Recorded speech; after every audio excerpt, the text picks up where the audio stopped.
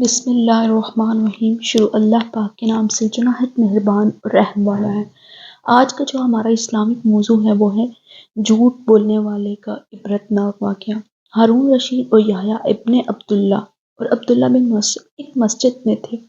یحییٰ نے ہارون رشید سے کہا کہ عبداللہ بن مسعود کا ایک قصیدہ ہے، اور پھر اس نے قصیدہ سنا دیا۔ قصیدہ سن کر ہارون کا چہرہ صدمے سے متغیر ہو گیا۔ یہ دیکھ کر عبداللہ نے فوراً قسم کھائی کہ یہ شعر میرے نہیں ہیں۔ یحییٰ نے بھی قسم کھا کر کہا، اے امیر المومنین، یہ شعر اسی کے ہے۔ اگر یہ انکار کرتا ہے تو میں اس سے ایسی قسم لوں گا جو اس کو جھوٹی کھائے گا فوراً عذاب میں پکڑا جائے گا۔ ہارون نے اجازت دے دی اور یحییٰ نے ایک بڑی بھاری قسم لے لی، مگر عبداللہ نے قسم سے انکار کر دیا۔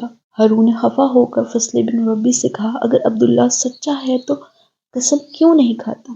ہارون نے اپنی چادر کی طرف اشارہ کر کے کہا، اگر اس کے بارے میں کوئی قسم لے لے تو میں ضرور قسم کھا کر کہوں گا کہ یہ میری چادر ہے۔ فضل نے عبداللہ کو لات مار کر کہا کہ قسم کھا۔ چنانچہ اس نے قسم کھا لی۔ اس وقت وہ ڈر سے کانپ رہا تھا اور چہرہ فک تھا۔ یحییٰ نے اس کے شانے پر ہاتھ مار کر کہا، اے عبداللہ، اب تو ہلاک ہو کر ہی رہے گا، کیونکہ تو نے جھوٹی قسم کھائی ہے۔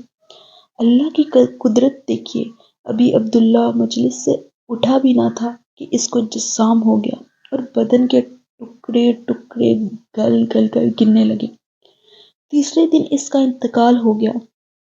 فضل بن ربی بھی اس کے جنازے میں شریک تھا۔ جب عبداللہ کو قبر میں رکھ کر اینٹیں رکھی گئی تو قبر دھنس گئی اور لاش اتنی نیچے چلی گئی کہ لوگوں کی نظروں سے غائب ہو گئی۔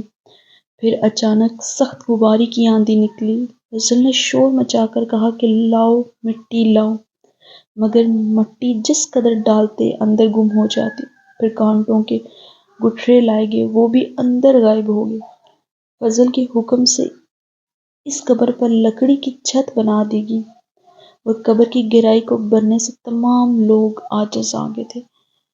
یہ تھی ایک جھوٹے کا واقعہ، اور اس سے بڑھ کے جھوٹی قسم کھانے والے کا، کہ ہم اپنی زندگی میں کتنی آسانی سے جھوٹی قسمیں اٹھا دیتے ہیں اور نہیں سوچتے کہ ہم کس پاک نام کی جھوٹی قسم لے رہے ہیں۔ کوشش کیا کریں اپنے کسی بھی کام میں اللہ پاک کو بیچ میں نہ لایا کریں، ٹھیک ہے؟ جھوٹی قسمیں نہ اٹھایا کریں۔ That's affect your life as well as